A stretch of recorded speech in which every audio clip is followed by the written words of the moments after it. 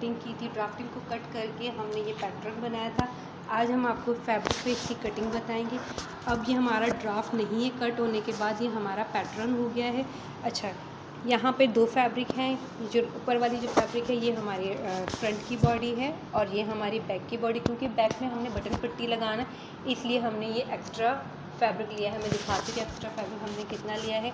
जो मेरे पास extra fabric है 1.5 इंच। आप 1.5 से 2 इंच तक आप एक्स्ट्रा फैब्रिक ले सकती हैं। ये हमारा फ्रंट है। जब हम कटिंग करते हैं फैब्रिक को तो हम फैब्रिक के उल्टी साइड में अपना पैटर्न रख के उस पर हम लोग अपने टेलर चॉक से मार्किंग करते हैं। ये दोनों फैब्रिक हमने फ़ोल्ड करके रखे हुए हैं, लेकिन इनका ये फ्रंट नहीं है, ये इनका बैक है। ये डबल फोल्ड है। अगर देखा जाए तो हम 4th फोल्ड कहते हैं, जैसे कि ये 1 2 3 और 4, इसलिए हम कहते हैं 4th फोल्ड। या मैंने आप लोगों को ड्राफ्टिंग में बताया था कि हम डिवाइडेड बाय 4 करते हैं, तो डिवाइडेड बाय 4 इस चीज़ को ही कहते हैं। अब हम अपने पैटर्न को यहाँ पर पिन्स लगा के सेट कर रहे हैं।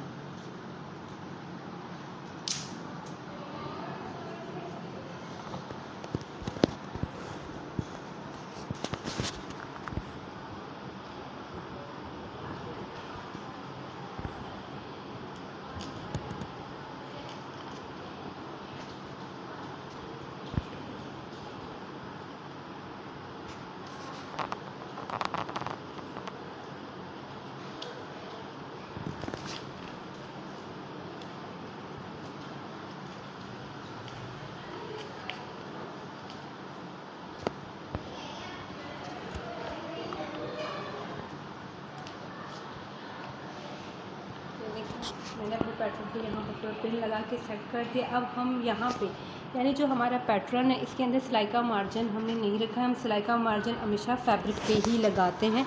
अब हम यहाँ पर आपको स्टिचिंग का मार्जिन लगा के दिखाएंगे। अच्छा जी, जो शोल्डर है ये वाला इसका शोल्डर हम यहाँ पे हमेशा आधा इंच सिलाई का मार्जिन लगाते हैं। ये चीज़ हमारी आधा इंच है, ये 1 है टोटल। और इसका जो ये लकीर आ रही है और ये हमारा आधा इंच कहलाता है। शोल्डर ड्रॉप या शोल्डर पे हम मार्किंग करेंगे वो आधे इंच पे करेंगे। नॉर्मली हम फैब्रिक को इतना सेट करते हैं कि हमें यहाँ से मार्किंग की ज़रूरत नहीं होती, लेकिन आप लोगों को सिखाने के लिए मैंने यहाँ पे कुछ एरिया छोड़े हैं। अभी जो मार्क किया अब इसको इस तरीके से हमने मिलाना है ताकि ये और मज़ीद वाज़ेह हो जाए। अब जो हमारा शोल्डर है वो हमारा जो आर्मोल है, आर्मोल और शोल्डर में हम हाफ सिलाई का मार्जिन रखते हैं। चले जी, ये देखिए मैंने शोल्डर पे और आर्मोल पे यहाँ पर हाफ इंच यानी आधे इंच की मार्किंग लगा दी। सिलाई का मार्जिन यहाँ पे आधा इंच है। अच्छा, अब ये फिटिंग वाला एरिया है हमारा, हम यहाँ से 1 इंच लगाएंगे। ये वाला 1 इंच है। अब हम यहाँ से 1 इंच पे मार्जिन शुरू कर लेंगे इस तरीके से।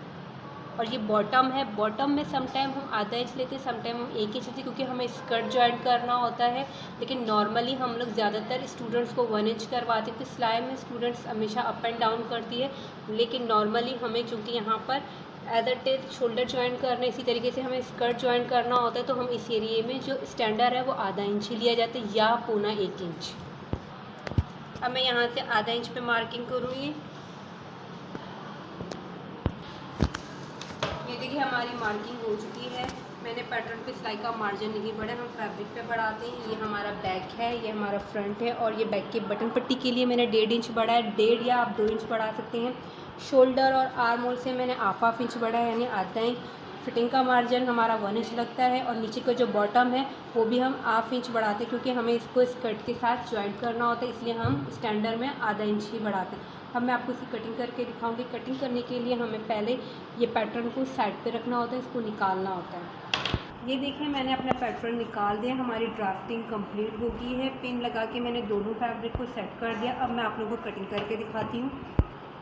अच्छा, जो कटिंग हो रही है वो जो मैंने मार्किंग की, हमने एज इट इज इसी मार्किंग पे ही अपनी कटिंग करनी है। बैक की कटिंग हो चुकी है।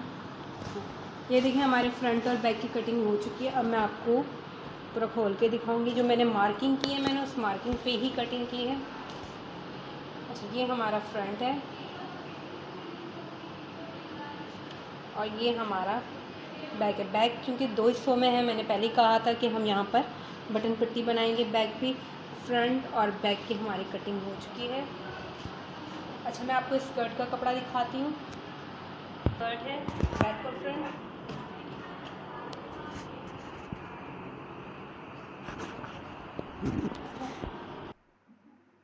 हमारा स्कर्ट है, ठीक है जी।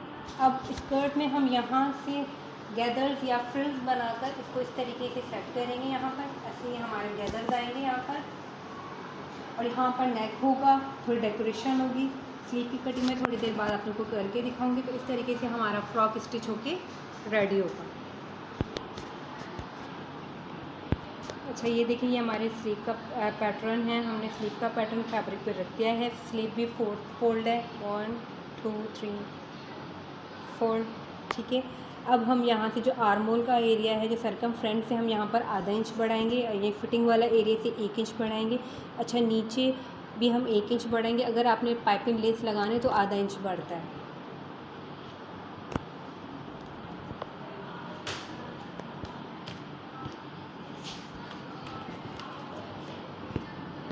ये देखिए, आधा इंच मैं यहाँ से बढ़ा रही हूँ।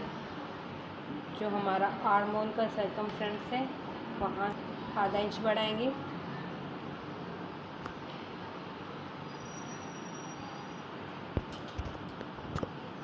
अच्छा जी, अब यहाँ पे जो हमारा फिटिंग वाला एरिया है वहाँ से मैंने 1 इंच बढ़ाया है, और यहाँ से चूँकि मुझे पाइपिंग लगानी है तो मैं आधा इंच बढ़ाऊँगी। अगर मुझे जस्ट फोल्ड करना होता तो मैं यहाँ से 1 इंच का मार्क लगाती।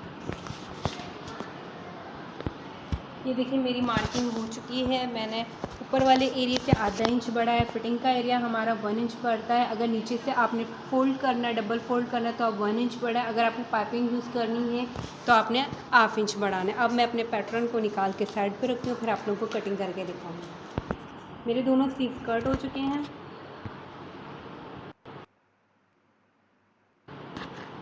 ठीक है।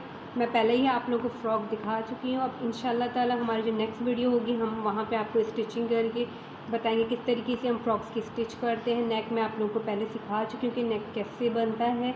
हम क्योंकि ये हमारा फर्स्ट फ्रॉक है, हम इसमें एज इट इज़ वही गोल नेक बनाएंगे, लेकिन बाकी प्रोसेस इंशाल्लाह आप लोग नेक्स्ट क्लास में सीखेंगे। हमने इस फ्रॉक को सिंपल नहीं छोड़ना, उसमें थोड़ा सा बच्चों के हिसाब से डेकोरेशन भी करना है। तो इंशाल्लाह अब नेक्स्ट क्लास में मिलते हैं।